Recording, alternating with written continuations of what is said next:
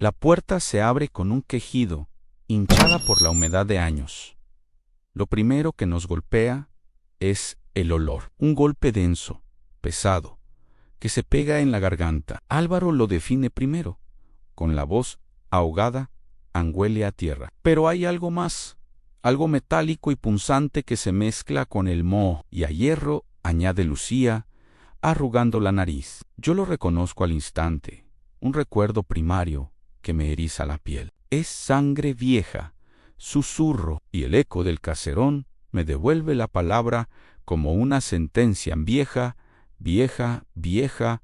Avanzamos con cautela. Los primeros minutos dentro del monstruo son extrañamente tranquilos, una calma que no tranquiliza en absoluto. Las paredes se desmoronan a nuestro paso, revelando capas de pintura desconchada y ladrillos desnudos. Muebles destrozados yacen como esqueletos de una vida pasada, cubiertos por una gruesa capa de polvo y telarañas, y por todas partes, grafitis, símbolos extraños y frases que parecen advertencias ilegibles, pintadas con una urgencia desesperada. Nos movemos en silencio, cada uno perdido en la desolación del lugar, documentando el abandono con nuestras cámaras. El aire es tan denso que casi se puede masticar. La única luz proviene de nuestras linternas y de los débiles rayos que se filtran por las ventanas rotas,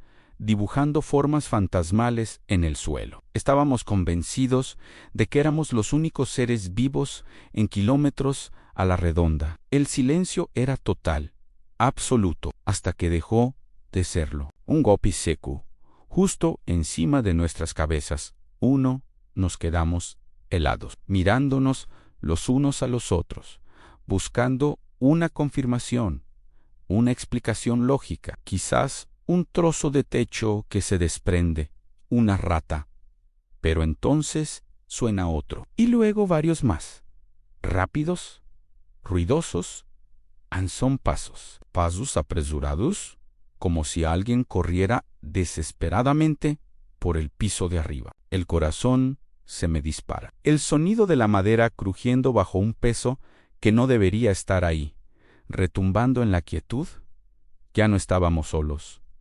El monstruo no solo nos había dejado entrar, nos estaba esperando. Con el sonido de los pasos todavía resonando en nuestras mentes, la decisión fue unánime.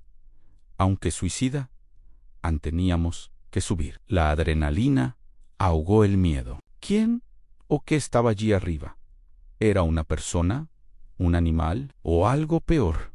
Algo que esta casa había engendrado. Con las linternas temblando en nuestras manos, nos dirigimos hacia la gran escalera de madera que dominaba el vestíbulo. Cada peldaño gemía bajo nuestro peso, como si protestara por nuestra intrusión. El sonido de arriba había cesado tan abruptamente como había comenzado, dejando un silencio aún más tenso que antes. Ahora, cada crujido, cada susurro del viento, sonaba como una amenaza. Al llegar al rellano del segundo piso, la atmósfera cambió por completo. Si la planta baja era un mausoleo abandonado, esto era una escena del crimen. El suelo estaba cubierto de escombros, cristales rotos y algo oscuro y pegajoso que se adhería a nuestras botas. El olor a sangre vieja era abrumador aquí. Las puertas de las habitaciones colgaban de sus bisagras,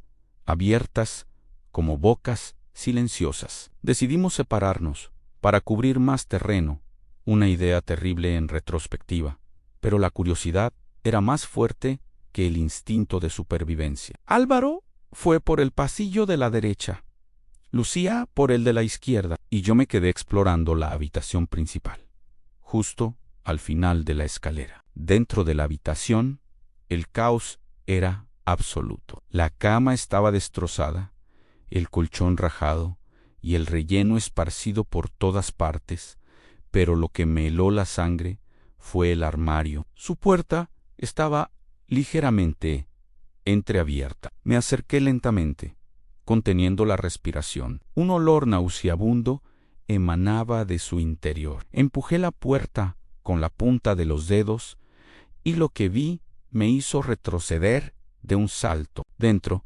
colgado de un gancho de carnicero, había un amasijo de ropa vieja y trapos, pero tenía la forma inconfundible de un cuerpo y goteaba. Una sustancia oscura y espesa formaba un charco en el fondo del armario. Fue entonces cuando escuché el grito de Lucía, un alarido de puro terror que venía del pasillo. Corrí hacia el pasillo, con el corazón en la garganta. Álvaro ya estaba allí, apuntando con su linterna hacia la habitación donde había entrado Lucía. Ella estaba de espaldas a nosotros, paralizada, mirando algo en el interior del cuarto. «Lucía, ¿qué pasa?», gritó Álvaro. Ann no respondió. Caminé hacia ella, y al seguir la dirección de su mirada, lo entendí todo. En la pared del fondo, escrito con la misma sustancia oscura que goteaba del armario, había un mensaje. No era un grafiti. Era Gesench, y solo decía una palabra: Ann fuera. La caligrafía era temblorosa, desesperada, como si alguien lo hubiera escrito con sus últimos alientos. Y justo debajo de la palabra, en el suelo, había un rastro fresco, un arrastre que se perdía en la oscuridad bajo la cama. En ese preciso instante, todas las puertas del pasillo se cerraron de golpe, una tras otra, con una fuerza sobrenatural. ¡Bam! ¡Bam! ¡Bam! El estruendo nos dejó sordos y atrapados. Nos quedamos en completa oscuridad por un segundo, hasta que nuestras linternas volvieron a encontrar nuestros rostros, pálidos y desencajados. El aire se volvió gélido, y un susurro helado recorrió el pasillo, moviéndose a nuestro alrededor. Una voz que parecía salir de las propias paredes. Era ininteligible, un murmullo de sufrimiento y rabia. Estábamos atrapados en el corazón de la bestia, y ahora el monstruo había despertado por completo. Sabía que estábamos aquí, y no tenía intención de dejarnos salir. El pánico se apoderó de nosotros. Empezamos a golpear las puertas, a gritar, pero era inútil. Estaban selladas, como si se hubieran fusionado con las paredes. El susurro se intensificaba, convirtiéndose en lamentos y risas macabras que se mezclaban en una cacofonía demencial. Entonces, la puerta al final del pasillo, la única que había permanecido cerrada, comenzó a abrirse lentamente, chirriando como uñas en una pizarra. Una oscuridad más profunda que la noche se derramaba desde el umbral, y desde esa oscuridad una figura alta y delgada comenzó a emerger. No tenía rostro, solo un vacío donde deberían estar sus ojos. El terror nos paralizó. Sabíamos que habíamos llegado al final. Este no era solo un lugar abandonado, era una tumba, y acababa de reclamar 3 nuevas almas. Si te ha gustado esta historia y quieres saber cómo continúa esta pesadilla, no olvides suscribirte y activar la campanita para no perderte la próxima parte. Déjanos un comentario contándonos qué crees que es la criatura que acecha en la casa. Gracias por acompañarnos en esta exploración. Escucha lo que va a pasar ahora. Subimos por una escalera estrecha y retorcida, tan angosta que apenas podemos avanzar en fila india. Es uno de esos lugares que huelen a humedad y a tiempo detenido, donde cada crujido de la madera bajo tus pies parece contar una historia. La oscuridad es casi total, rota solo por el haz tembloroso de la linterna de Darío, que proyecta sombras danzantes y deformes en las paredes desconchadas. El aire se siente pesado, cargado de una tensión que te eriza la piel y te acelera el pulso. Sabes que no estás solo.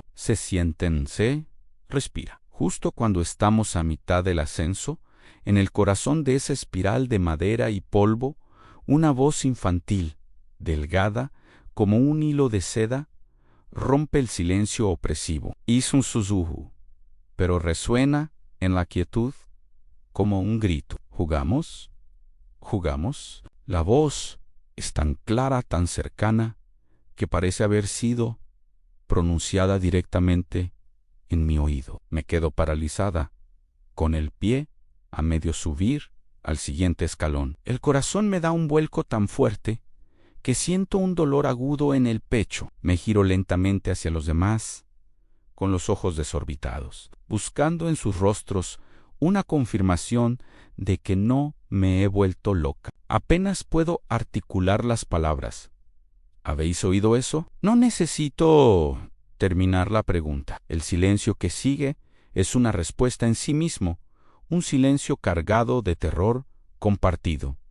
Entonces, uno a uno, asienten. Primero Elena, con la cara pálida como el papel. Luego Marcos, que se ha quedado petrificado unos escalones más abajo. Y finalmente, Darío, desde la cabeza de la fila. Sí, responde su voz, un murmullo tenso que apenas se oye. Todos lo hemos oído. El miedo se convierte en una cosa física, un nudo en la garganta que me impide respirar. Ya no es una sensación, ya no es una corazonada. Es real. Hay alguien más con nosotros en esta escalera, alguien que no debería estar aquí. La lógica intenta buscar una explicación, un altavoz escondido, una broma de mal gusto. Pero el instinto, ese conocimiento primitivo que reside en lo más profundo de nosotros, sabe la verdad. Darío, recuperando un ápice de compostura, levanta la linterna y apunta el haz de luz hacia el final de la escalera, hacia el pasillo superior que se abre en la oscuridad. Y entonces la vemos. Ahí está Anne, una niña, de pie, inmóvil, al final del pasillo. Lleva un vestido que parece sacado de otro siglo, harapiento y sucio, de un estilo que podría ser del siglo XIX. Su cabello, enredado y largo, cae sobre sus hombros. Pero lo más aterrador, lo que hace que la sangre se te hiele en las venas, es su rostro. No chin hoyos. En su lugar, solo hay dos cuencas oscuras y vacías, dos abismos que parecen absorber toda la luz y la esperanza del mundo. Un grito ahogado se escapa de mis labios. El grupo entero se detiene en seco, como si una fuerza invisible nos hubiera clavado al suelo. Es una imagen de pesadilla, una aparición que desafía toda lógica y razón. El cerebro se niega a procesar lo que los ojos están viendo no puede ser real. Tiene que ser una ilusión, un juego de luces y sombras. Darío, con un temblor que se transmite a la linterna, mueve el haz de luz directamente hacia ella, como si quisiera quemar la imagen, desmentirla con la cruda realidad de la luz. Pero en el instante en que el círculo luminoso la toca, la figura de la niña parpadea, se desvanece como el humo. No corre, no se esconde, simplemente desaparece, como si nunca hubiera estado allí. En el lugar donde se encontraba, solo queda un rastro en el suelo, unas finas partículas oscuras que flotan momentáneamente en el aire, antes de asentarse sobre las viejas tablas de madera, ceniza, un pequeño montón de ceniza negra. El terror nos tiene atrapados. Nadie se mueve, nadie respira. El único sonido es el latido frenético de nuestros corazones. Entonces, mi mente, en un intento desesperado por encontrar sentido en el caos, conecta los puntos. El vestido del siglo XIX, la aparición, la ceniza.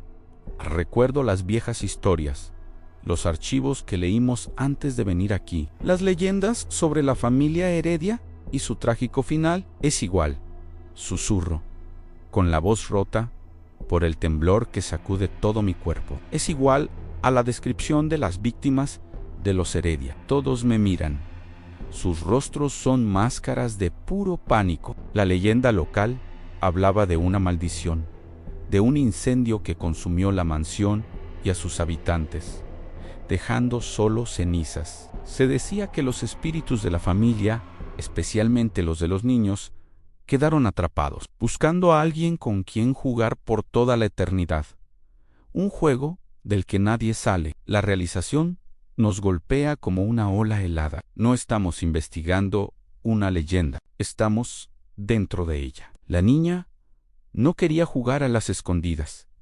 Nos estaba mostrando lo que les pasó. Nos estaba mostrando nuestro posible destino. La ceniza en el suelo no es solo un rastro, es una advertencia. Ahora, la pregunta no es si existen los fantasmas. La pregunta es si podremos salir de esta casa antes de convertirnos en parte de su juego para siempre. La escalera ya no parece un camino hacia arriba, sino un descenso a la boca del lobo. Y sabemos, con una certeza aterradora, que la niña de los ojos vacíos sigue aquí, observándonos desde la oscuridad, esperando su turno para jugar. El juego acaba de empezar. Si quieres saber cómo continúa esta historia, y si logramos escapar del juego mortal de los Heredia, no te pierdas el próximo episodio que te voy a contar ahora, sin hacerte esperar. Suscríbete al canal Solitario,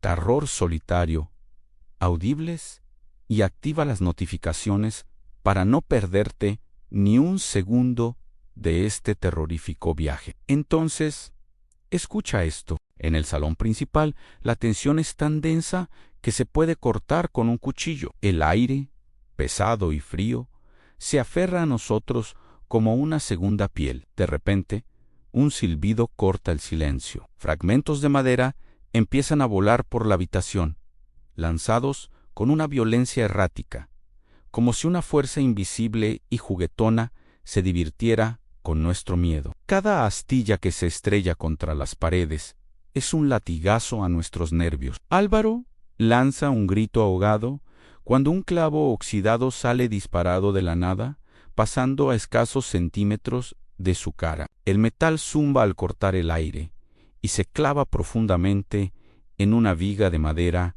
justo detrás de Elan.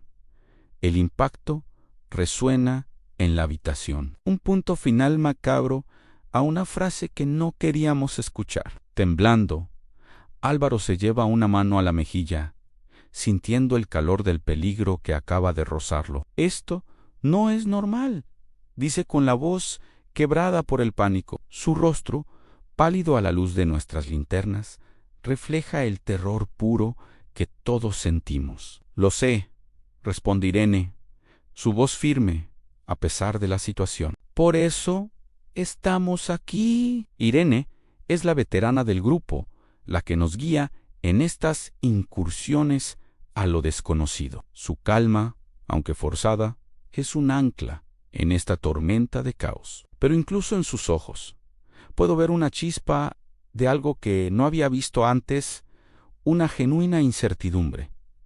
Este lugar es diferente. No es solo un poltergeist juguetón. Hay algo más.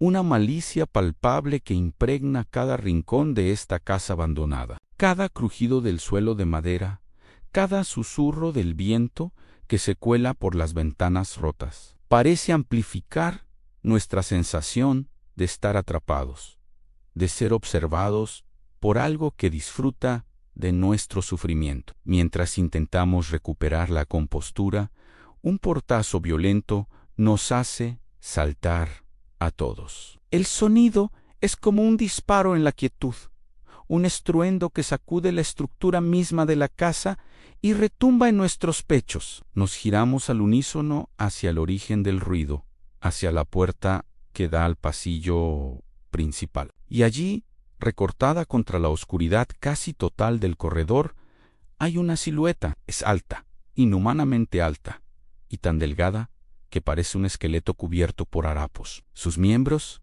son largos y angulosos, como las ramas de un árbol muerto. Sobre su hombro carga un saco grande y abultado, un saco de arpillera que parece pesado, pero lo más aterrador es que no tiene rostro. Donde debería haber ojos, nariz y boca, solo hay una superficie lisa y vacía, una ausencia que es más perturbadora que cualquier monstruosidad que pudiéramos imaginar. Y entonces, lo vemos en el saco, algo se mueve. Un bulto se retuerce débilmente en su interior. Una lucha silenciosa y desesperada que hiela la sangre en nuestras venas. ¿Qué lleva ahí dentro?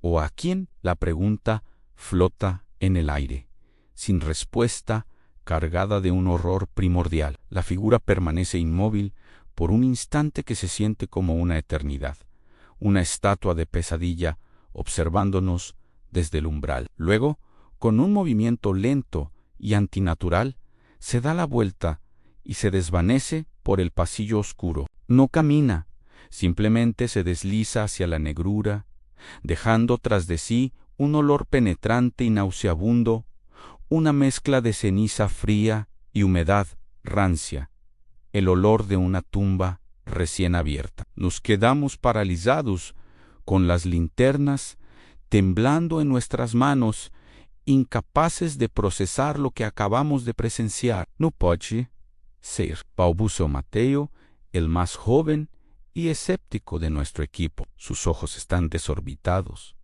fijos, en el pasillo vacío, donde la aparición acaba de desaparecer. Su habitual confianza se ha hecho añicos. ¿El hombre del saco? Pero eso es imposible. Esa es una leyenda de otra zona, de otras regiones. Su voz es un susurro incrédulo. El hombre del saco, el ser que se lleva a los niños que se portan mal, una historia para asustar a los pequeños.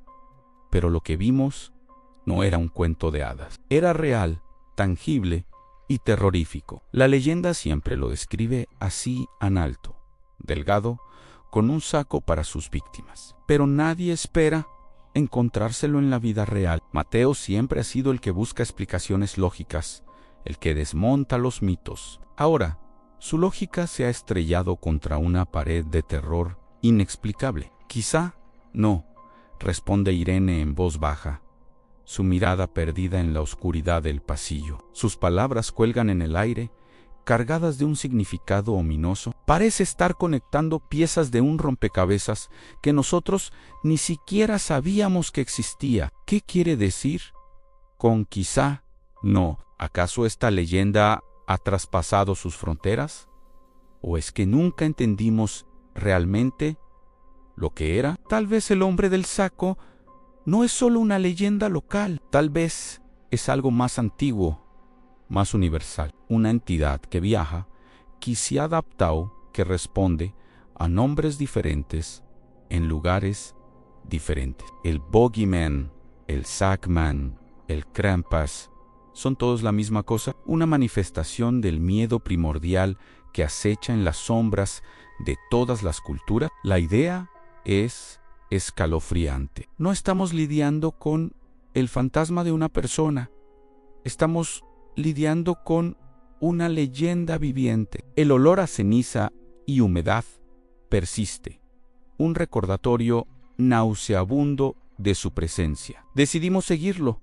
Una mezcla de deber profesional y una mórbida curiosidad nos empuja hacia adelante. Avanzamos con cautela por el pasillo, con las linternas barriendo la oscuridad. Las paredes están cubiertas de un moho negro que parece respirar, y el suelo cruje bajo nuestros pies con cada paso. El pasillo desemboca en una pequeña habitación infantil. El papel pintado de las paredes, con dibujos de nubes y estrellas, está descolorido y arrancado a jirones. En el centro de la habitación hay una cuna de madera, vacía. El silencio aquí es diferente.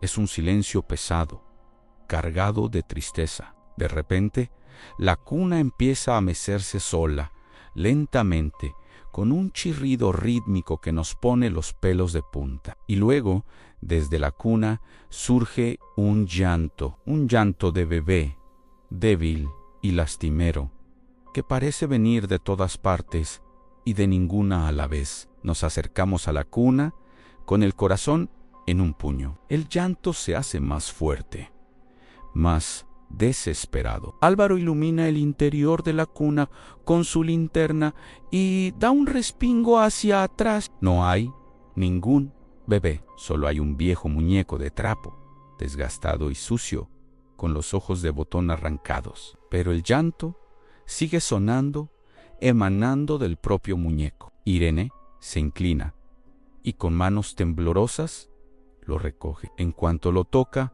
el llanto cesa abruptamente. El silencio que sigue es aún más aterrador. Irene examina el muñeco y encuentra algo cosido en su espalda, un pequeño bolsillo oculto. Con cuidado, desgarra las costuras y saca un trozo de papel amarillento, doblado varias veces.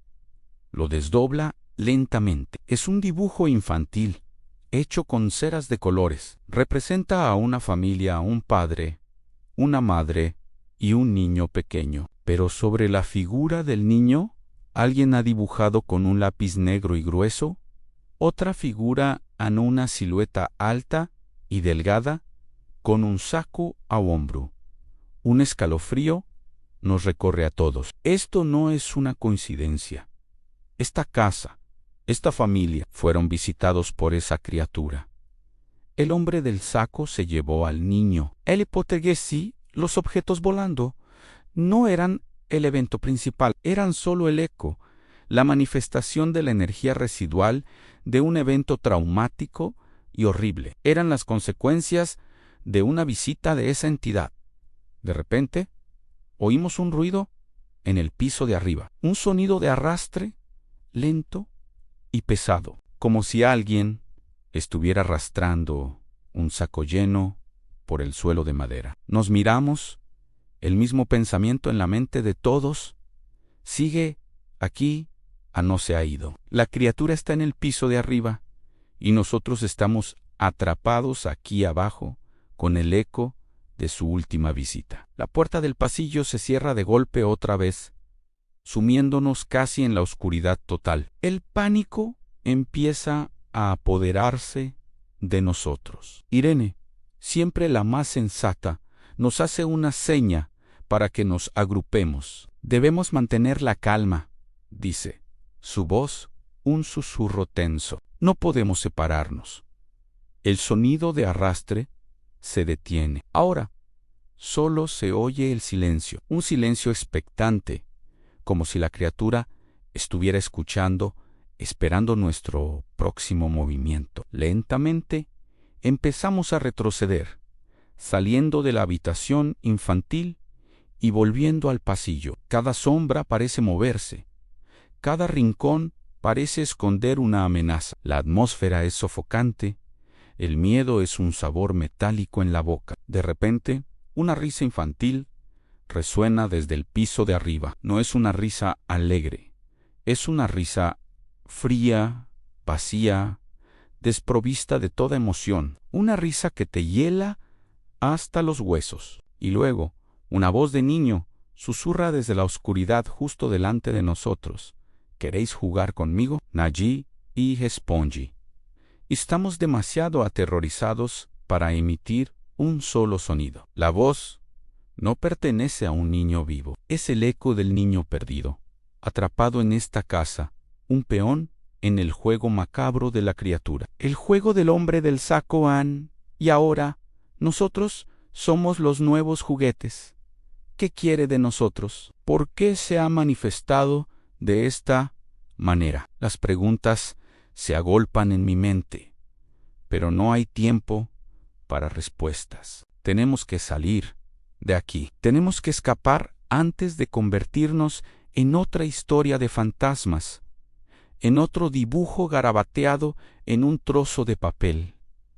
La investigación ha terminado. Ahora solo se trata de sobrevivir. Y mientras corremos hacia la puerta principal, huyendo de los susurros y las sombras, sé que nunca olvidaré la imagen de esa silueta sin rostro y el bulto que se retorcía en su saco. Una imagen que me perseguirá en mis pesadillas por el resto de mi vida. Esta casa no está simplemente encantada. Es un nido, un coto de casa para una leyenda que ha decidido venir a jugar.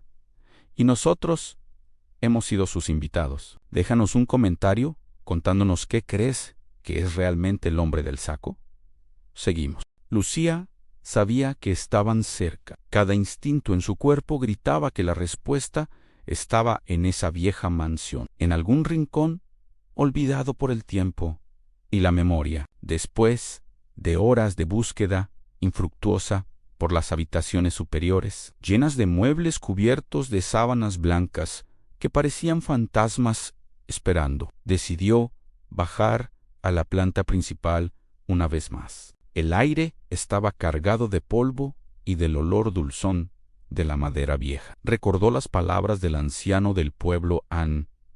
Hay lugares en esa casa que ni los dueños originales se atrevían a pisar. Sus pasos resonaban en el silencio opresivo del gran salón. Se detuvo en un pequeño cuarto de servicio, justo al lado de la cocina principal. Ya había estado ahí antes, pero algo la llamaba de vuelta. Era una habitación pequeña, con estanterías vacías y ganchos oxidados en las paredes. Nada fuera de lo común. Nada. Mientras caminaba de un lado a otro, frustrada, su tacón golpeó el suelo de madera con un sonido extraño. No era el golpe sordo y macizo del resto del piso. Era hueco. Se agachó, pasando la mano por las tablas polvorientas. Sus dedos se encontraron el borde de una. Tiró con fuerza. La madera, podrida por la humedad, cedió con un crujido lastimero.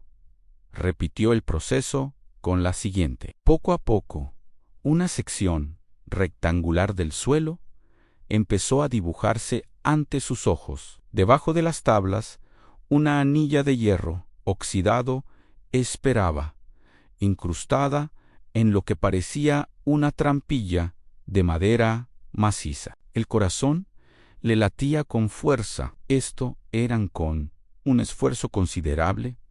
Tiró de la anilla, la trampilla se levantó con un gemido que pareció recorrer la casa entera. Una ráfaga de aire gélido y húmedo le golpeó la cara, un aliento fétido que venía de las profundidades de la tierra. Era tan frío que pudo ver su propio vaho condensándose frente a ella, como si de repente estuviera en pleno invierno. La oscuridad que se abría a sus pies era absoluta, un pozo de negrura que parecía devorar la poca luz que entraba en la habitación. Encendió la linterna de su móvil y apuntó hacia abajo. Unas escaleras de piedra tosca descendían en espiral hacia la nada. Cada escalón estaba cubierto de una fina capa de moho verdoso y resbaladizo. Tomó una respiración profunda, tratando de calmar los nervios.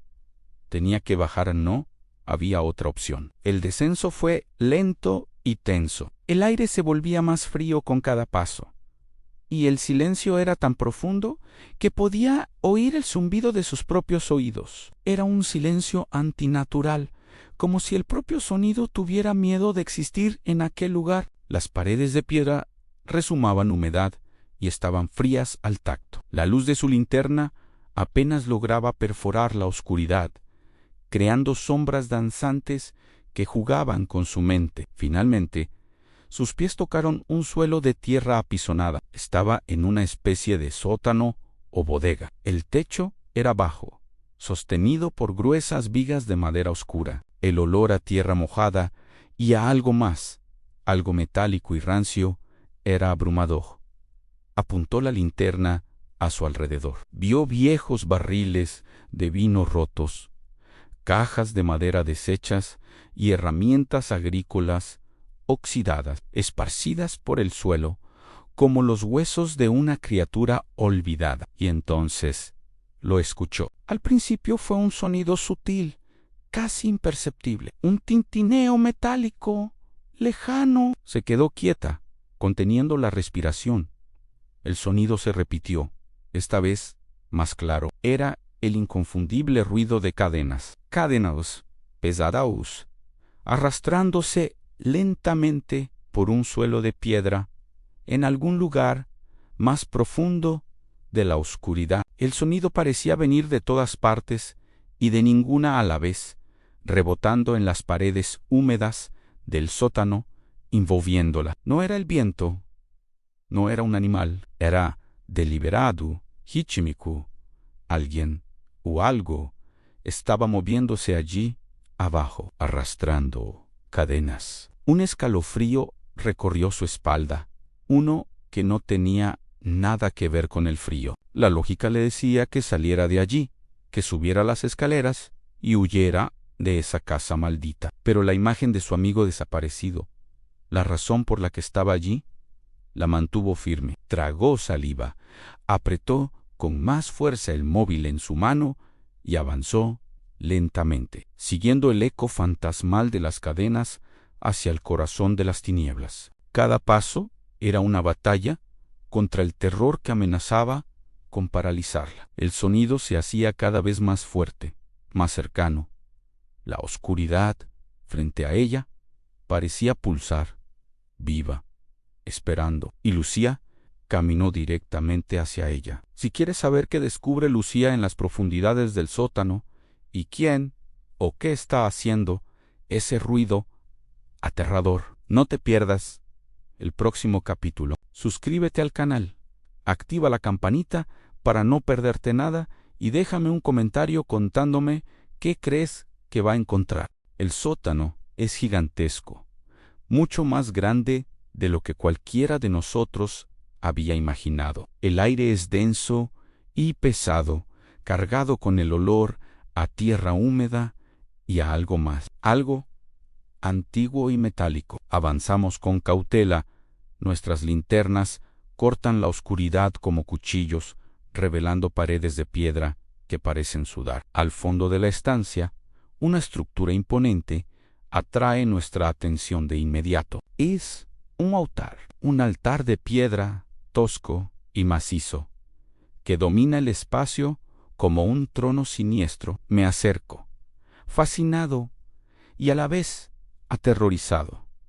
La superficie de la piedra no es lisa, está cubierta de grabados, marcas extrañas que reconozco al instante de mis libros de historia oscura. Son símbolos satánicos, inequívocamente del siglo XIX.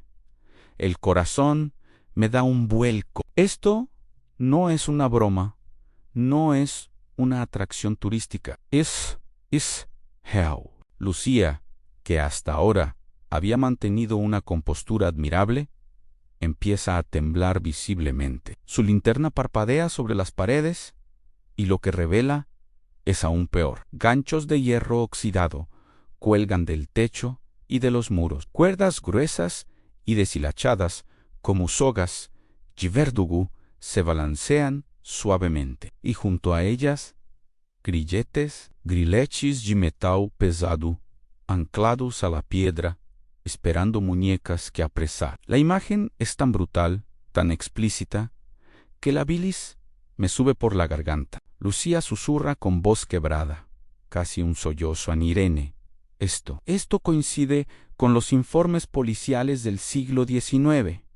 Aquí es donde torturaban a las chicas. Sus palabras caen en el silencio, como sentencias de muerte. De repente, el frío no es solo por la humedad del sótano, es un frío que cala los huesos, el frío del miedo puro. Álvaro, siempre el documentalista, levanta la cámara. Su deber es capturarlo todo, registrar la verdad, por horrible que sea. Enfoca el altar, luego los ganchos, los grilletes. La luz de su cámara ilumina rincones que nuestras linternas no habían alcanzado.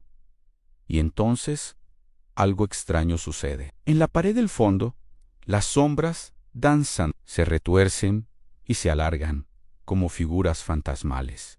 Pero nosotros estamos completamente quietos. Ninguno se mueve. Es como si la propia oscuridad tuviera vida, como si las paredes respiraran y exhalaran espectros. Contengo la respiración, mis ojos fijos en el macabro ballet de sombras. El silencio se vuelve opresivo, casi sólido, y justo cuando pienso que no puedo soportar más la tensión, un grito lo rompe todo. Un grito desgarrador, lleno de pánico y dolor, que reverbera por todo el sótano. ¡Ayuda! La voz es femenina, joven y está cargada de una desesperación que te hiela la sangre. No es un eco del pasado, no es nuestra imaginación, es una voz real, y está aquí con nosotros. Proviene de un túnel lateral que no habíamos visto, una boca oscura que se abre en una de las paredes de piedra. Antes de que podamos reaccionar, Darío, impulsivo como siempre, sale disparado hacia el origen del grito. Su instinto de proteger, de ayudar, es más fuerte que su miedo. Darío, no, grita Irene, su voz llena de pánico. Pero es demasiado tarde. Darío ya ha desaparecido en la negrura del túnel, tragado por la oscuridad. Nos quedamos petrificados, escuchando el eco de nuestros propios corazones latiendo desbocados. El grito ha cesado, y ahora el silencio es aún más aterrador. ¿Qué hay en ese túnel? ¿Y qué le ha pasado a Darío? El instinto nos dice que huyamos, que salgamos de este lugar maldito y no miremos atrás. Pero no podemos. No podemos abandonar a Darión. Álvaro baja la cámara por un segundo, su rostro pálido a la luz de mi linterna. ¿Qué hacemos?, pregunta, pero nadie tiene una respuesta. Irene mira el túnel, luego a nosotros, la indecisión y el miedo luchando en su rostro. Ir tras él podría ser una sentencia de muerte. Quedarnos aquí, impotentes, es impensable. Con un nudo en el estómago, sé lo que tenemos que hacer. No hay elección. Tomo una respiración profunda, tratando de calmar el temblor de mis manos. Vamos a por él, digo, mi propia voz sonando extrañamente firme en la quietud mortal del sótano. Tenemos que ir juntos. Avanzamos hacia el túnel, un paso tembloroso tras otro. La entrada es más estrecha de lo que parecía, y el aire que emana de su interior es aún más frío, con un olor a descomposición que me revuelve el estómago. La oscuridad es absoluta. Álvaro vuelve a levantar la cámara. Su luz es nuestra única guía. El pasadizo es de tierra y piedra, claustrofóbico. Cada sonido se amplifica, el roce de nuestra ropa contra las paredes, el crujido de la tierra bajo nuestros pies. Llamamos a Darío en susurros, sin atrevernos a gritar, por miedo a lo que podríamos despertar. Darío, ¿estás ahí? ¿Solo el silencio nos responde? ¿O eso creemos? Porque entonces escucho algo más, un sonido suave, rítmico, un goteo, y luego un arrastrar. Algo o alguien se está moviendo en la oscuridad. Más adelante, nos detenemos en seco, conteniendo la respiración. El sonido se acerca. No es Darío, es algo más, y se dirige directamente hacia nosotros. Un olor metálico y dulce, el inconfundible olor a sangre fresca, inunda el pasillo. Es tan intenso que casi puedo saborearlo. El pánico se apodera de mí. Grita. Quiero dar media vuelta y correr, pero mis pies están pegados al suelo. Álvaro enfoca la cámara hacia adelante. Su haz de luz tiembla. Y entonces lo vemos. Al final del túnel, una figura emerge lentamente de la oscuridad. No es humana. Es alta, encorvada, con miembros demasiado largos y delgados. Se mueve con una lentitud antinatural, arrastrando algo detrás. Es Darión. La figura lo arrastra de un pie. Su cuerpo inerte deja un rastro oscuro en el suelo.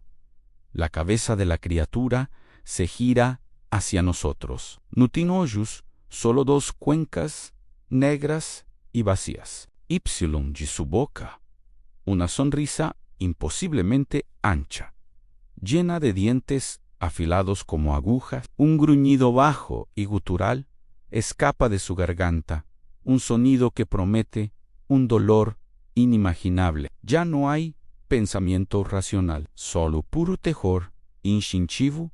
Gritamos todos a la vez, un coro de pánico y desesperación. Damos media vuelta y corremos. Corremos por nuestras vidas, tropezando en la oscuridad, empujándonos unos a otros para salir del túnel infernal. El sonido de la criatura arrastrándose se acelera detrás de nosotros, sus gruñidos cada vez más cerca. Salimos del túnel y volvemos al gran sótano del altar.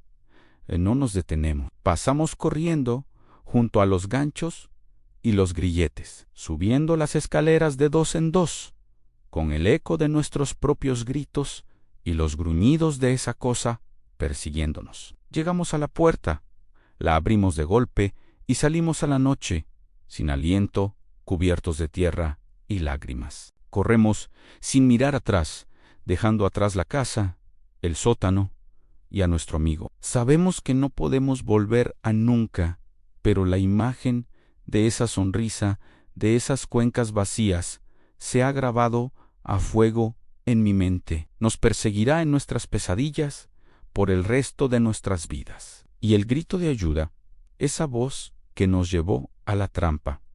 Ahora sé que no era una víctima, era una invitación. Este lugar es una tumba y acabamos de escapar por los pelos. Pero una parte de nosotros se ha quedado allí abajo, en la oscuridad, junto a Darío, y a veces, en el silencio de la noche, creo que todavía puedo oír ese grito. Ayuda, una advertencia, una burla, un recordatorio de que hay lugares a los que el hombre no debe ir y puertas que nunca deben abrirse. La investigación paranormal puede parecer emocionante, pero el precio a pagar puede ser tu propia alma. Si te gustan estas historias de terror y quieres acompañarnos en más exploraciones a lo desconocido, no olvides suscribirte y activar la campana. Nunca sabes qué puede estar acechando en la siguiente sombra, pero la siguiente te la cuento ahora. El túnel del lamento es un nombre que le queda como anillo al dedo, un lugar del que nadie sale siendo el mismo. Darío fue el valiente, o el tonto, que entró primero. La cámara en su mano temblaba tanto que la imagen se distorsionaba. Cada sacudida, un reflejo de los latidos de su corazón. Avanzó con cautela por la penumbra, el haz de su linterna cortando la oscuridad como un cuchillo. El aire era denso, pesado, cargado con el olor a humedad y algo más, algo dulzón y metálico. El sonido de sus pasos resonaba en las paredes de hormigón, un eco solitario en un silencio sepulcral. Cada sombra parecía moverse, cada goteo de agua sonaba como un susurro. La tensión era insoportable. Sabía que no estaba solo. Podía sentirlo en la nuca, un escalofrío helado que le recorría la espalda. Se detuvo un segundo, tratando de calmar su respiración, pero el silencio solo amplificaba su miedo. Entonces, su linterna captó algo. A unos metros, apoyada contra la pared fría y húmeda del túnel, la luz encontró la figura de una chica. Parecía joven, quizá un adolescente. Tenía el pelo largo y oscuro, pegado a la cara por la suciedad. Llevaba ropa desgarrada y estaba encorvada, como si llevara el peso del mundo sobre sus hombros. Darío enfocó la luz en ella, su corazón dando un vuelco. Lo primero que vio fueron sus muñecas. Estaban levantadas y la luz reveló cortes profundos, rodeados de costras de sangre seca y oscura que contrastaban terriblemente con la palidez de su piel. Parecía una escena sacada de una pesadilla. Darío se quedó paralizado, debatiendo entre el instinto de huir y la necesidad humana de ayudar. ¿Quién era? ¿Cómo había llegado hasta aquí? Estaba viva. La imagen era tan grotesca que su mente se negaba a procesarla del todo. Se obligó a dar un paso, luego otro. El sonido de sus botas sobre el suelo mojado parecía un trueno en la quietud. La chica emitió un sonido, un susurro tan débil que apenas fue audible, un hilo de voz que se perdió en la inmensidad del túnel Ainhai. Ayud. La palabra se rompió, un ruego desesperado que flotó en el aire viciado. Ese sonido, por frágil que fuera, rompió el hechizo del miedo de Darío An.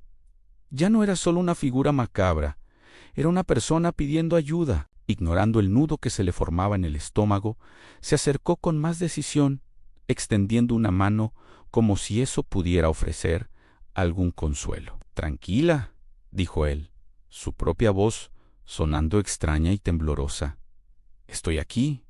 Voy a ayudarte». «¿Qué te ha pasado?». Se acercó más, la luz de la linterna iluminando completamente el rostro de la chica por primera vez. Y fue entonces cuando el horror verdadero se manifestó. El mundo de Darío se detuvo. El tiempo se congeló en ese instante de pura y absoluta abominación. Al oír su voz, la chica levantó lentamente la cabeza. El movimiento fue antinatural, rígido, como el de una marioneta rota. Y cuando su rostro quedó completamente expuesto a la luz, Darío sintió que un grito se ahogaba en su garganta. No tenía mandíbula donde debería estar la parte inferior de su cara. Solo había un agujero negro y sanguinolento, un vacío espantoso del que colgaban jirones de carne y piel. Sus ojos, dos cuencas vacías y sin vida, se fijaron en él. De su boca abierta, de ese pozo de oscuridad, no salió ninguna palabra, solo un gemido, ahogado y gutural. Un sonido que no pertenecía a este mundo. Un lamento que parecía venir de las profundidades del infierno. El olor a putrefacción se intensificó, llenando sus pulmones, haciéndole sentir náuseas. Se tambaleó hacia atrás, tropezando con sus propios pies. El cerebro, incapaz de comprender la monstruosidad que tenía delante. Y justo cuando pensaba que no podía haber nada peor, el terror alcanzó un nuevo nivel. Detrás de la chica, emergiendo de la oscuridad más profunda del túnel, dos manos aparecieron. Eran negras como el carbón, con dedos largos y delgados, como las patas de una araña. No parecían humanas. Se movieron con una rapidez inhumana, sin sonido, y se aferraron al cráneo de la chica con una fuerza brutal. Los dedos se clavaron en su pelo y su piel, sin mediar palabra, sin ningún sonido más allá de aquel gemido perpetuo. Las manos tiraron de ella hacia atrás. La chica fue arrastrada hacia la oscuridad impenetrable de donde habían salido, sus pies raspando el suelo de hormigón en un último y horrible sonido. Desapareció en la negrura como si nunca hubiera estado allí, dejando solo el eco de su lamento y la imagen infernal grabada a fuego en la mente de Darío Onel. Se quedó allí, petrificado, la linterna temblando violentamente. El shock dio paso al pánico más puro. Darío se giró y corrió. Corrió como nunca antes en su vida, sin mirar atrás, impulsado por una adrenalina nacida del terror absoluto. Sus pulmones ardían, sus piernas flaqueaban, pero no se detuvo. Cada sombra le parecía la silueta de aquellas manos, cada eco era el gemido de la chica sin rostro. No sabía si estaba gritando o si los gritos solo existían dentro de su cabeza. El túnel parecía no tener fin, un pasillo infinito hacia la locura. Finalmente, vio una luz al final, la entrada por la que había accedido a ese infierno. Salió a trompicones, cayendo de rodillas sobre la tierra húmeda, jadeando, llorando, temblando de forma incontrolable. Irene, su compañera, corrió hacia él, su rostro una mezcla de confusión y preocupación. Darío, ¿qué ha pasado? ¿Qué viste? Darío levantó la vista, sus ojos desorbitados por el horror, y con la voz rota por los sollozos, solo pudo articular una frase. No era humana, Irene. No era humana. Y mientras lo decía, sabía que esa imagen, ese sonido, ese túnel, lo perseguirían por el resto de sus días. En Málaga, entre colinas y leyendas, se alza una mansión que respira misterio, el Cortijo Jurado. Su historia no está escrita en libros, sino susurrada en el viento, grabada en sus muros desconchados. Hoy no vamos a contar la leyenda que todos conocen. Vamos a vivir una nueva, una que quizás no ha sido contada hasta ahora. Imagina esto. Han 4 amigos, Mateo, Lucía, Irene y Álvaro, impulsados por la adrenalina y el escepticismo, deciden pasar una noche en el Cortijo. Buscan una aventura, una historia que contar. Pero a veces las historias te encuentran a ti y no siempre tienen un final feliz. Al caer la noche, el cortijo se transforma. Las sombras danzan y cada crujido del suelo parece un lamento. Con sus linternas como única guía, descienden al lugar más temido, al sótano.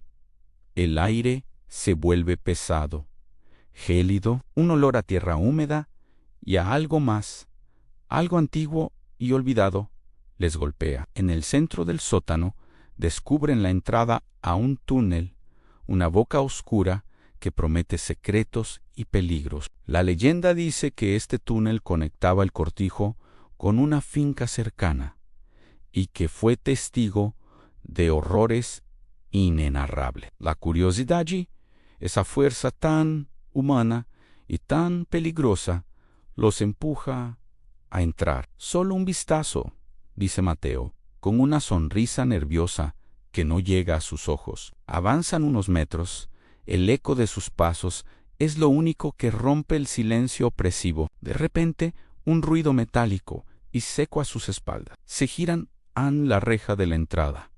Al túnel se ha cerrado de golpe. Están atrapados. El pánico empieza a burbujear. Intentan forzarlo, pero es inútil. La reja parece soldada por una fuerza invisible. Es entonces cuando las luces de sus linternas comienzan a parpadear, al unísono, como si una voluntad maligna estuviera jugando con ellas. Y finalmente, se apagan todas a la vez. La oscuridad es total, absoluta, un manto negro que ahoga los sentidos. En esa negrura, una voz resuena, no en sus oídos, sino directamente en sus mentes. Una voz rasposal, cargada de siglos de rencor. No debisteis entrar. El grito de Lucía desgarra el silencio. Cuando las linternas vuelven a encenderse con una luz débil e intermitente, la ven en el suelo, convulsionando violentamente. Sus ojos están en blanco, pero lo peor está por llegar. Una fuerza invisible la agarra por los tobillos y comienza a arrastrarla hacia la oscuridad del túnel. Lucía, grita Mateo, lanzándose a sujetarla por los brazos. Siente una resistencia antinatural, un frío que le quema las manos. La fuerza es descomunal. En un segundo, un tirón sobrenatural lo arrastra también a él. Sus gritos, mezclados, se desvanecen en la distancia hasta que solo queda el eco y un silencio aterrador. Lucía y Mateo han desaparecido. Irene y Álvaro se quedan solos, petrificados. El sótano, que antes era solo un lugar abandonado, ahora parece vivo. Sienten que respira a su alrededor, que las paredes los observan. Ya no buscan una aventura, solo una salida. Pero en el cortijo jurado, a veces, la única salida es hacia adentro, hacia el corazón de la pesadilla. Su noche apenas ha comenzado. ¿Qué harías tú en su lugar? ¿Te atreverías a buscar a tus amigos en la oscuridad o intentarías encontrar otra salida, sabiendo que algo te está esperando? La maldición del cortijo jurado no es solo una leyenda. Para algunos es un final. Si te ha gustado esta historia y quieres saber cómo continúa la pesadilla de Irene y Álvaro, déjanos un like y suscríbete al canal. ¿Alguna vez te has sentido tan abrumado por el miedo que crees que no vas a escapar, que la realidad misma se está doblando a tu alrededor para mantenerte atrapado? Si es así, entenderás por lo que están a punto de pasar Álvaro e Irene en sí. No, prepárate, porque hoy vas a sentirlo en carne propia. Bienvenidos de nuevo al acto 4 de esta historia, un capítulo que hemos titulado La fuga imposible. Nuestros protagonistas acaban de descubrir la terrible verdad oculta en el sótano, la fuente de la maldad que impregna la mansión. Ahora solo tienen un objetivo: salir de allí con vida, correr, no mirar atrás y alcanzar la puerta principal para volver al mundo que conocen. Pero esta casa no se rinde tan fácilmente. Con el corazón en la garganta y la adrenalina bombeando en sus venas, Álvaro e Irene suben las escaleras del sótano a toda velocidad. Cada escalón es un eco sordo en la oscuridad, un martilleo que se une al latido frenético de sus corazones. La luz del exterior, su única esperanza, parece estar a solo unos metros. Llegan al primer piso. El aire es denso, casi irrespirable. La adrenalina les grita que sigan, que no se detengan por nada del mundo. Suben otro tramo de escaleras, corriendo con las pocas fuerzas que les quedan, giran en el rellano y se detienen en seco. Es el mismo piso, la misma alfombra raída, el mismo papel tapiz despegado, el mismo cuadro torcido en la pared. ¿Cómo es posible? Se miran, el pánico reflejado en sus ojos. No puede ser. Es una ilusión, un truco de sus mentes aterrorizadas. Tienen que seguir. Suben de nuevo. Un piso, 2 pisos. Corren más rápido, desesperados, pero la pesadilla se repite una y otra vez. El mismo pasillo, la misma puerta.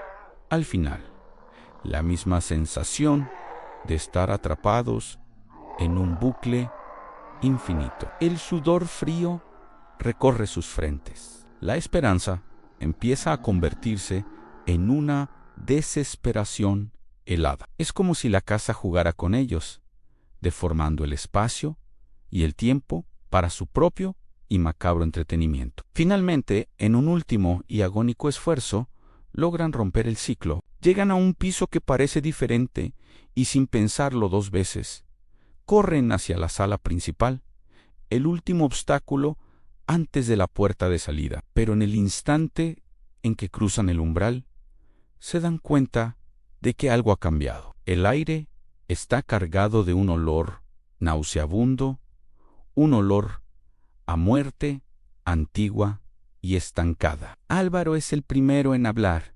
Su voz es un susurro ahogado por el horror. Esto no estaba aquí antes, ¿verdad? Irene no puede responder. Sus ojos están fijos en el centro de la habitación. No hay palabras para describir la escena que tienen delante. En el suelo de madera, cuidadosamente dispuestos en 2 hileras, yacen 20 cuerpos, todos decapitados. Sus ropas están hechas jirones, sus cuerpos en un estado de descomposición avanzado, como si llevaran décadas allí. Pero lo más escalofriante, lo que les hiela la sangre en las venas, son las cabezas. Las 20 cabezas están perfectamente alineadas junto a los cuerpos, formando una especie de pasillo macabro. Y todas, absolutamente todas, tienen los ojos abiertos. Unos ojos vidriosos, muertos, pero que parecen conservar una última chispa de terror congelado. Irene, con la voz rota por el llanto, susurra la terrible verdad. Son las chicas desaparecidas. Los recortes de periódico, las fotos en la pared, las historias que habían leído, ahora tenían rostro. 20 rostros sin vida observándolos desde el suelo. Y lo peor de todo, no miraban hacia cualquier parte. Sus miradas vacías y acusadoras estaban fijas en un único punto. La puerta, la misma puerta por la que Álvaro e Irene habían entrado.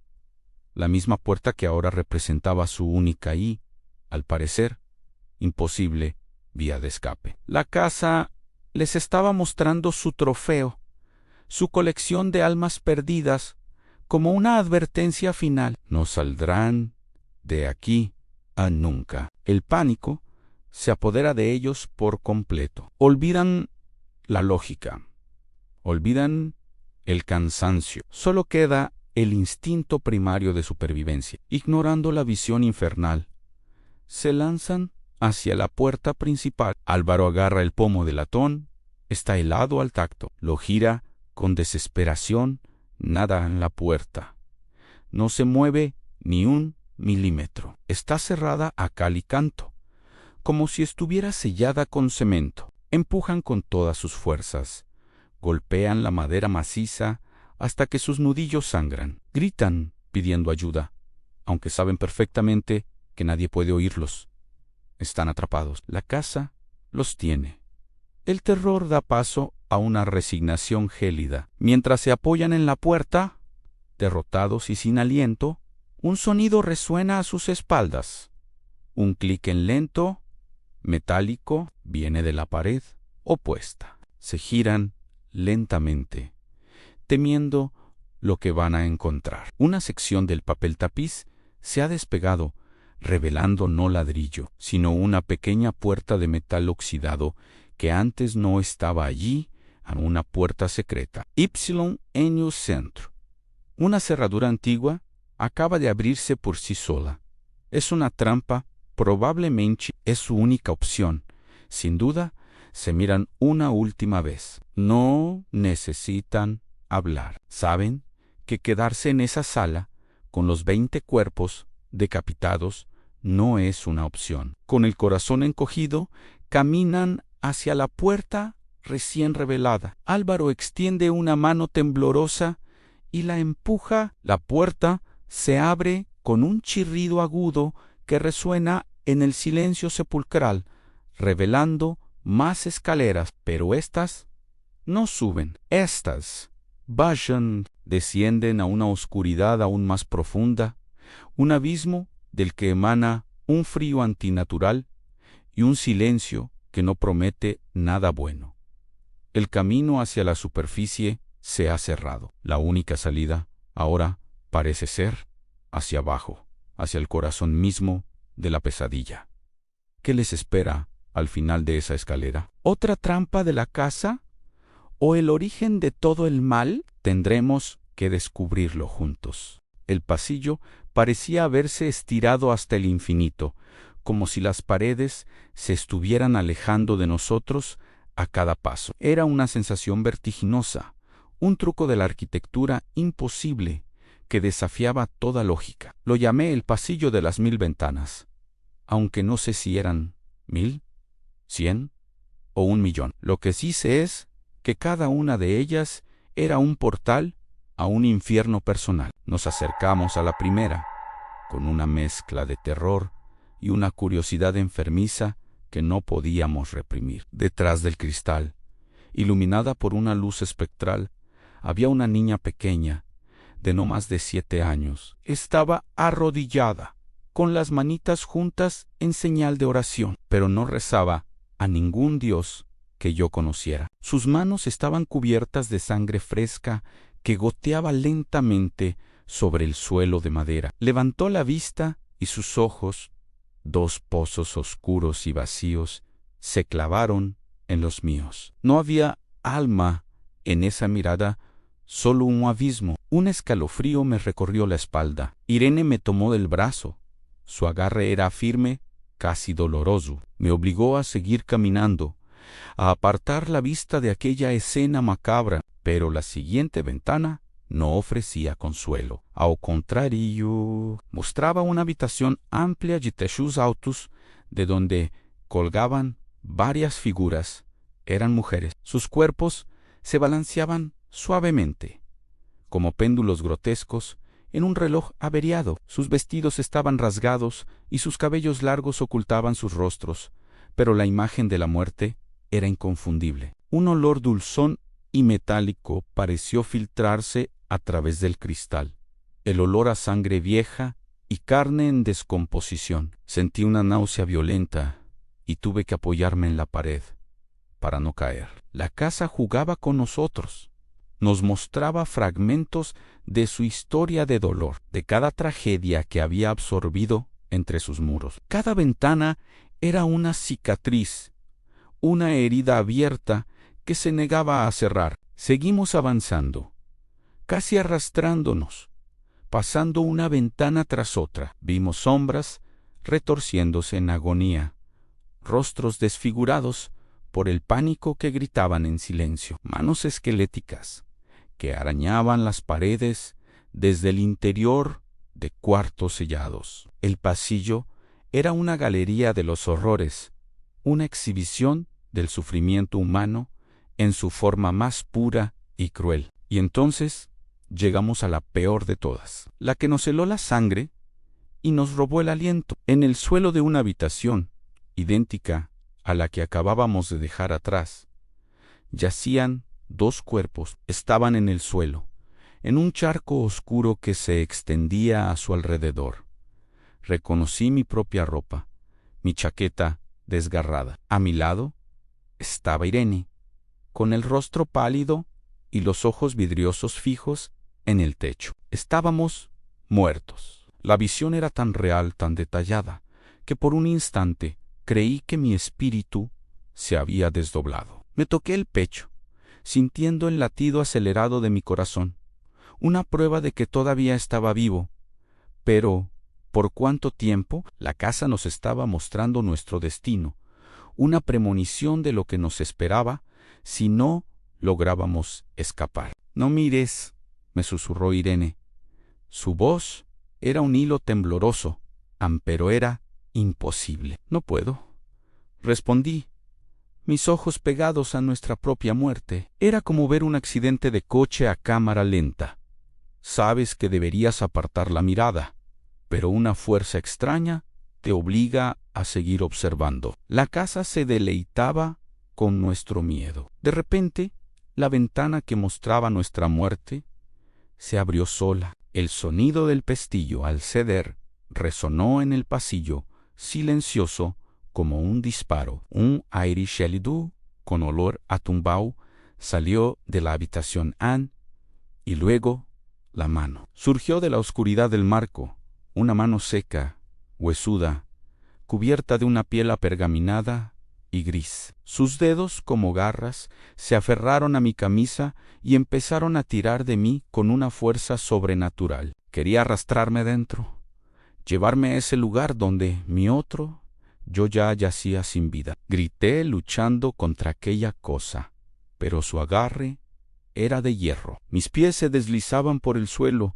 mientras me arrastraba hacia la ventana, hacia la muerte. Cuando ya creía que todo estaba perdido, que me uniría a las almas torturadas de esa casa, sentí un tirón en la dirección opuesta. Era Irene. Se había aferrado a mi cintura con todas sus fuerzas, plantando los pies en el suelo y tirando de mí con la energía de la desesperación. «No te dejaré», gritaba, su voz rota por el esfuerzo y el pánico.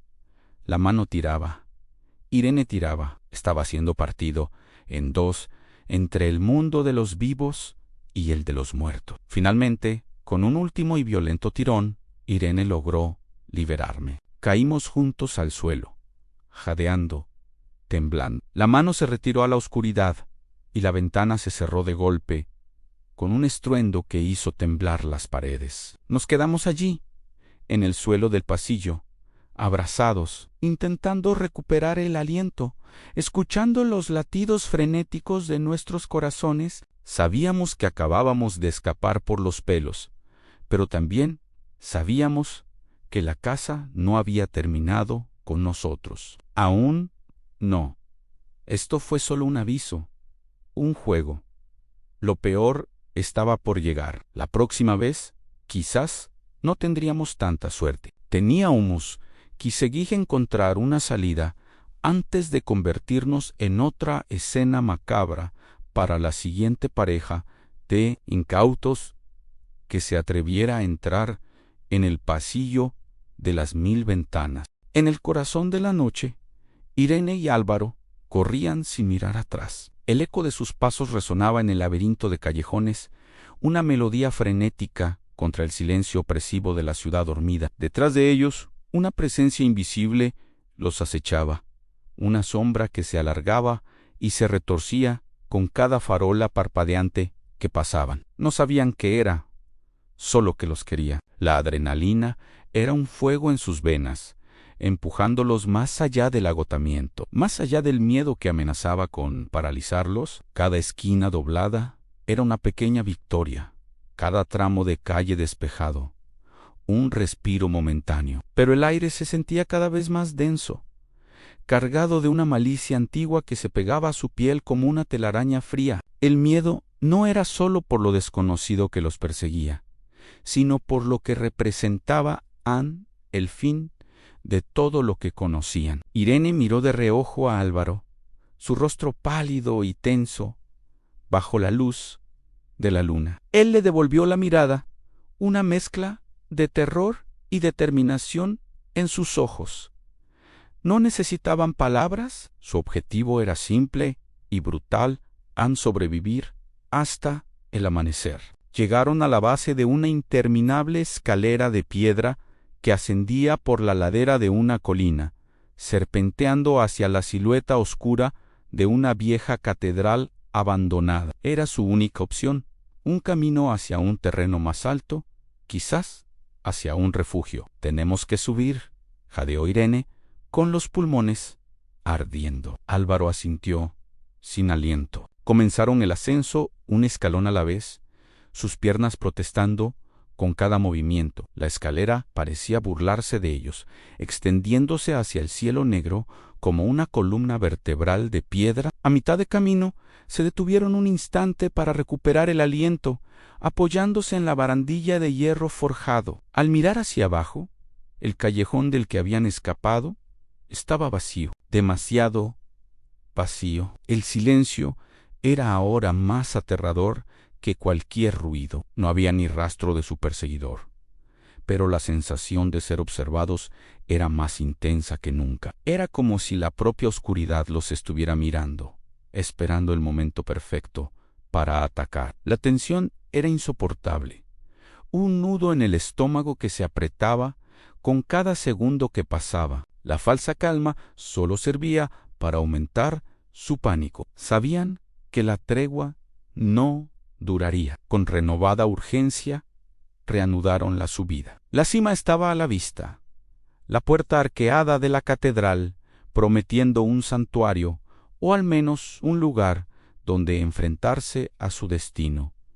Los últimos escalones estaban casi allí, pero el destino es caprichoso y cruel. En ese instante de esperanza, el pie de Álvaro resbaló en el musgo húmedo que cubría la piedra. Tropezó, cayendo hacia adelante con un grito ahogado. Irene se giró al instante, su corazón deteniéndose en su pecho. El tiempo pareció ralentizarse, estirándose en una agonía infinita, y entonces lo vio. Detrás de Álvaro, materializándose de la nada, había una figura. Era imposiblemente alta y delgada, una silueta recortada contra la débil luz de la luna. Vestía un saco largo y oscuro que parecía absorber la luz a su alrededor. No tenía rostro, solo un vacío donde deberían estar sus rasgos. Era la cosa que los había estado cazando. El miedo puro, en su forma más primitiva,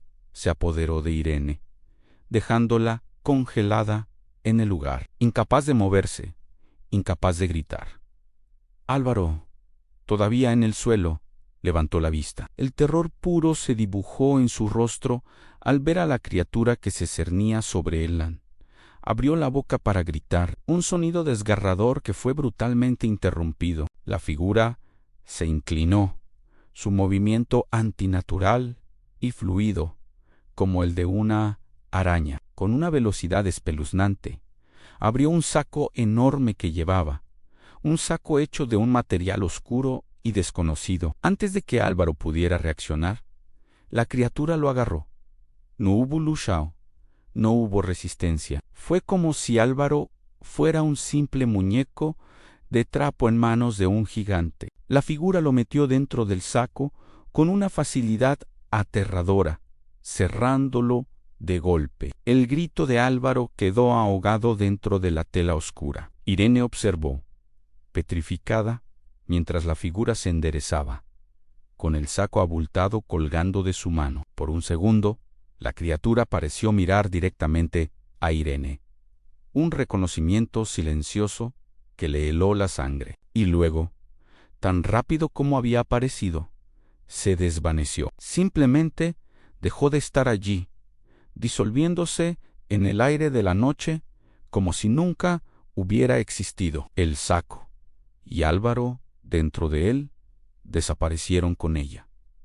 Irene quedó sola en la escalera. El silencio volvió a caer, pero esta vez era un silencio absoluto, un vacío donde antes había estado la presencia de su amigo. El aire todavía vibraba con la imposibilidad de lo que acababa de presenciar. Miró el lugar donde la figura había estado, luego el escalón vacío donde Álvaro había caído. Nada, no quedaba ni rastro. Era como si Álvaro hubiera sido borrado de la existencia. La adrenalina que la había mantenido en pie se disipó de golpe, reemplazada por una ola de shock y desesperación que la golpeó con la fuerza de un maremoto. La realidad de su situación se derrumbó sobre ella. Estaba sola, completamente sola. El miedo, el agotamiento, la pérdida, todo se acumuló en su pecho hasta que ya no pudo contenerlo. Por primera vez en toda esa noche infernal, por primera vez desde que todo comenzó, Irene se derrumbó, se dejó caer de rodillas en los fríos escalones de piedra y rompió a llorar. Sus sollozos eran el único sonido en la noche. Un lamento desesperado por el amigo que le habían arrebatado y por el terror de saber que ella podría ser la siguiente. La catedral en la cima de la colina ya no parecía un refugio, sino un mausoleo que esperaba pacientemente a su próxima víctima. La noche aún no había terminado. El final se acerca, pero no es el final que esperáis. Irene, con el corazón en la garganta y el alma rota, escapa del cortijo jurado. Corre sin mirar atrás, pero siente una presencia helada pegada a su espalda, un aliento fétido que le susurra al oído. No es un hombre, no es una bestia. Es algo más antiguo, más oscuro. Sus piernas la llevan sin rumbo, hasta que la ciudad de Málaga la acoge en sus brazos de asfalto y luces de neón. Pero la ciudad ya no es un refugio. La calle Sister la llama. El número 1, ese edificio, con fama de maldito, la espera. Al llegar, la pesada puerta de madera se abre sola, con un gemido largo y quejumbroso. Es una invitación, una trampa. El interior es una boca oscura que promete respuestas y devorar su cordura. Irene siente el tirón, la fuerza que la empuja a cruzar el umbral, pero se resiste. Sabe que si entra, no saldrá jamás. Con un grito ahogado, se da la vuelta y huye de nuevo. Su instinto la guía hacia las montañas, hacia la majestuosa ronda. Busca un santuario en su belleza, un respiro en su historia, pero el mal tiene raíces profundas. Llega a la casa Rúa, otro lugar marcado por la tragedia, y allí, en el silencio de sus muros centenarios, lo escucha. Un llanto, el llanto desconsolado de una niña, un eco de dolor que atraviesa los siglos. Es el lamento de la pequeña que fue asesinada allí mismo, cuya sangre manchó la historia de la casa para siempre. Y en ese momento, todo encaja. Como piezas de un rompecabezas macabro, las visiones, los susurros, los nombres en la pared, todo cobra sentido. Cister, la casa rúa, el propio cortijo jurado. No son casos aislados, son nodos, puntos de una red tejida con maldad y sangre. Una telaraña que se extiende por toda la provincia, conectada por túneles subterráneos y pasadizos secretos que llevan al mismo corazón podrido. El cortijo jurado entiende que lo que la persigue no es el fantasma de una sola víctima, es la herencia de un culto satánico que operaba desde el cortijo en el siglo XIX, sacrificando a jóvenes en rituales atroces para obtener poder y riqueza. Los Jurado, los Larios, los Heredia, familias poderosas unidas por un pacto infernal. Los nombres que encontró no eran solo víctimas, eran una lista que aún no está completa. El culto nunca murió del todo. Su esencia, su voluntad, sigue viva a latente en Esperando Hon, y ahora ha despertado. Quiere terminar lo que empezó, quiere añadir un último nombre a su lista sangrienta, el nombre de Irene. La persecución no ha terminado, apenas ha comenzado, porque ya no huye de un lugar, huye de una idea, de un mal que se niega a morir. Y ese mal sabe dónde encontrarla. La semana pasada dejamos a Irene en una encrucijada terrible. Xola, sus amigos, Álvaro, Lucía, Darío y Mateo, atrapados dentro de las fauces de esa pesadilla de ladrillo y cal que es el cortijo jurado. Sé que muchos de vosotros comentasteis que debería huir, llamar a la policía, hacer cualquier cosa, menos volver a entrar. Pero conocemos a Irene Henry. La lealtad es su brújula y su maldición. No podía abandonarlos. Así que, con el corazón martillando contra sus costillas, como un prisionero desesperado, regresó. Cruzó de nuevo el umbral, dejando atrás la seguridad del mundo exterior por la sofocante oscuridad del cortijo. El aire dentro era más denso, más frío. Un silencio antinatural lo envolvía todo, un silencio que no era ausencia de ruido, sino la presencia de algo que escuchaba, que esperaba. El vestíbulo, que antes le había parecido grande y decrépito, ahora se sentía como la antesala de una tumba. Sus pasos resonaban en el mármol polvoriento, cada eco una burla de su soledad. Buscó con la mirada cualquier señal, cualquier pista que le indicara dónde podrían estar sus amigos. El pánico, ese veneno helado, empezaba a treparle por la garganta, pero lo reprimió. Tenía que ser fuerte por ellos. Fue entonces cuando la vio. Al fondo del vestíbulo, donde antes solo había un muro desconchado cubierto de telarañas, ahora había una puerta. No era como las demás puertas del cortijo, viejas y carcomidas. Esta era de una madera oscura, casi negra, pulida y sin un solo rasguño, como si el tiempo y la decadencia no se atrevieran a tocarla. No tenía pomo, ni cerradura, solo una superficie lisa y fría. Era una anomalía, un error en la ruinosa simetría de la casa. Era imposible que estuviera ahí. Antes estaba segura. Irene se acercó, con una mezcla de terror y una extraña, inevitable curiosidad. ¿Era una trampa probablemente?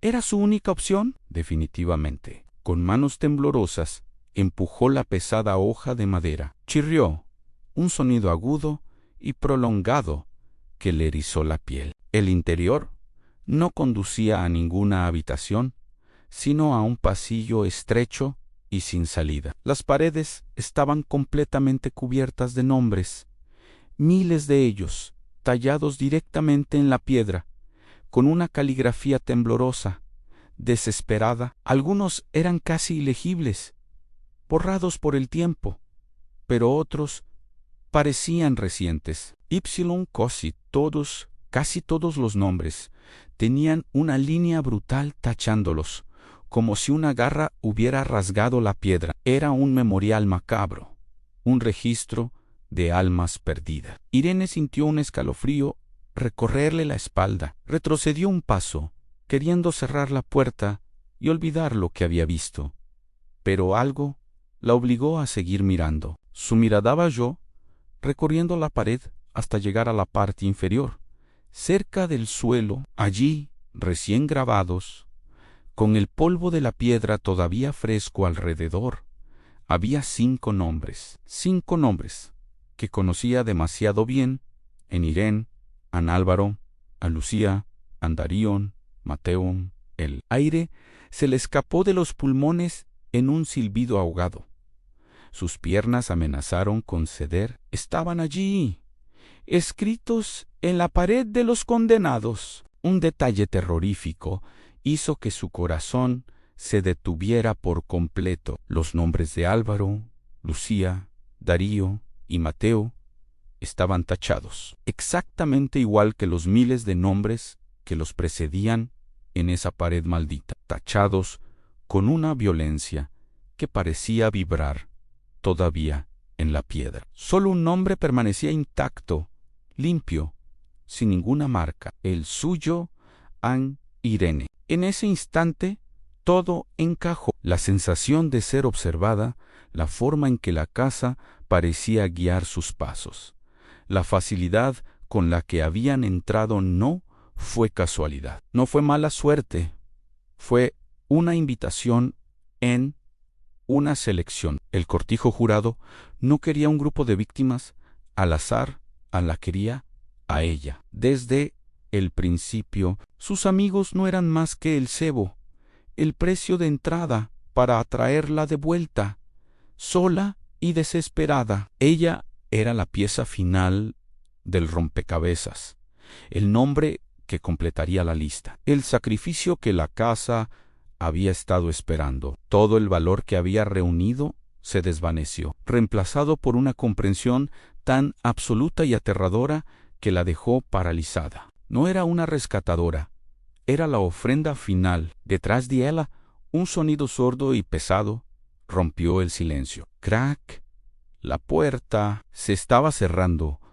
Sola. Irene se giró, con el pánico desbordado, y se lanzó hacia la abertura que se encogía rápidamente. Era demasiado tarde. Con un golpe final que resonó como el cierre de un ataúd, la puerta se selló, sumiéndola en una oscuridad casi total, solo rota por la tenue luz que se filtraba por alguna grieta invisible.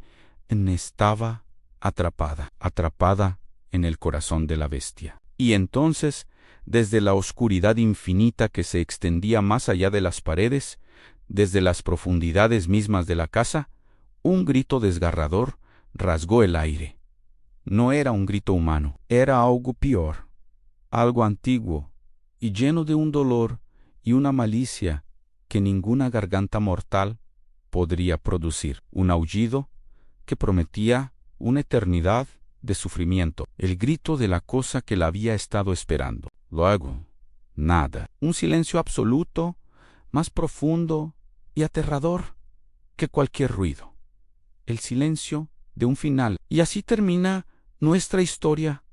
O quizás así es como realmente empieza. Nunca sabremos qué fue de Irene, ni qué destino le esperaba al otro lado de esa puerta. El cortijo jurado guarda bien sus secretos y añade un nombre más a su interminable lista. Gracias por acompañarnos en este viaje aterrador. Si te ha gustado esta serie y quieres más historias como esta, no olvides darle a like, suscribirte y activar la campanita para no perderte nada. Nos vemos en la próxima pesadilla.